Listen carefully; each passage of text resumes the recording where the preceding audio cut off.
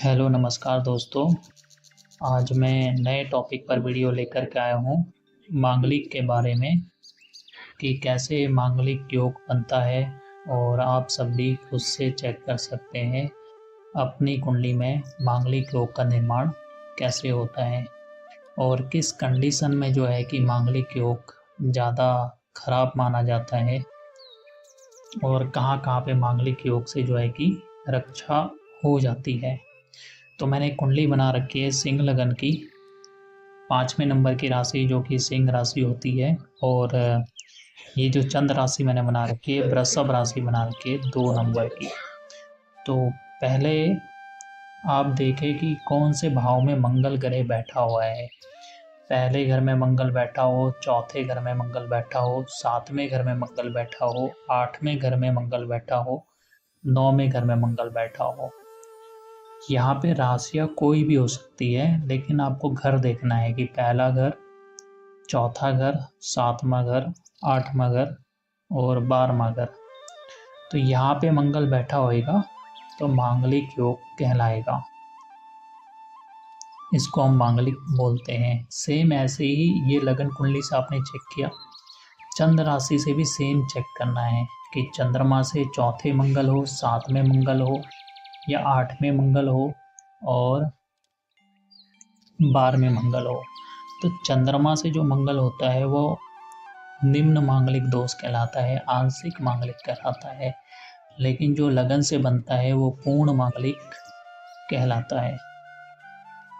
तो इस मंगल का जो प्रभाव है कब कम हो जाता है। देखिए, मंगल का प्रभाव, अगर मंगल यहाँ बैठा है तो इस पे गुरु की दृष्टि आ जाए, जैसे कि यहाँ से गुरु की दृष्टि आ जाए, यहाँ से गुरु ग्रह की दृष्टि आ जाए, यहाँ से गुरु ग्रह की दृष्टि आ जाए, तो इस जो मंगल का प्रभाव है वो बहुत कम हो जाएगा। यहाँ पे मंगल बैठा है तो यहाँ पे गुरु बैठ जाए, यहाँ से गुरु की दृष्टि आ जाए, यहाँ से गुरु की दृष्टि आ जाए, यहाँ से गुरु की दृष्टि आ जाए, तो इस प्रकार से जो है कि मंगल का प्रभाव बहुत कम हो जाता है।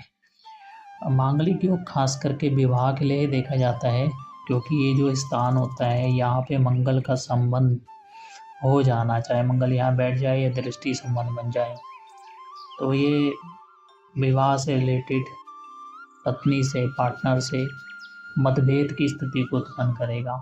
वैचारिक मतभेद होंगे, लड़ाई झगड़े होंगे ऐसा। और इस ग्रह पे किसी और ग्रह की दृष्टि हो गई, शनि की, राहु की, केतु की, तो उस केस में विवाह विच्छेद के भी योग बन जाते हैं। इसलिए मांगलिक का जो विवाह है वो मांगलिक के साथ, यानी कि मंगल का मिलान करके किया जाता है।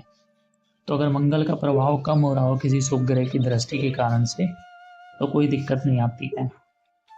और जो सबसे ज़्यादा मंगल का या मांगलिक योग परेशान करता है वो पहले नंबर की कुंडली है, कन्या लगन की कुंडली। अगर मान के चलिए यहाँ पे कन्या लगन है, 5 की जगह 6 लिखा हो तो वो कन्या लगन बन जाएगा। तो कन्या लगन में क्या होता है कि मंगल मार्केस बन जाता है, 8वें घर का मालिक बन जाता है, तीसरे घर का मालिक बन जाता है। उस केस में जो है कि मंगल का परिणाम ज़्यादा बुरा आएगा, ज़्यादा खराब आएगा। दूसरे नंबर की जो कुंडली होती है वो मिथुन लगन होता है। मिथुन लगन में भी जो मंगल होता है वो इस स्थान का मालिक बनता है, 11वें घर का, और 6ठे स्थान का मालिक बनेगा। 3, 4, 5, 6, 7, 8, हाँ, 6ठे स्थान का और 11वें घर का। तो ये दोनों स्थान भी जो है कि शत्रुता, लड़ाई झगड़े, इन चीज़ों का कारक होता है। इस कारण से कन्या लगन और मिथुन लगन में मंगल ज़्यादा खराब रिजल्ट देगा। मांगलिक के केस में सेम राशि भी आप मान लीजिए कि यहाँ पे कन्या राशि हो, 6 लिखा हो या 3 लिखा हो, तो इन दो राशि, कन्या राशि मिथुन राशि और कन्या लगन मिथुन लगन, इन दोनों में जो है कि मंगल का ज़्यादा खराब परिणाम निकल करके आता है।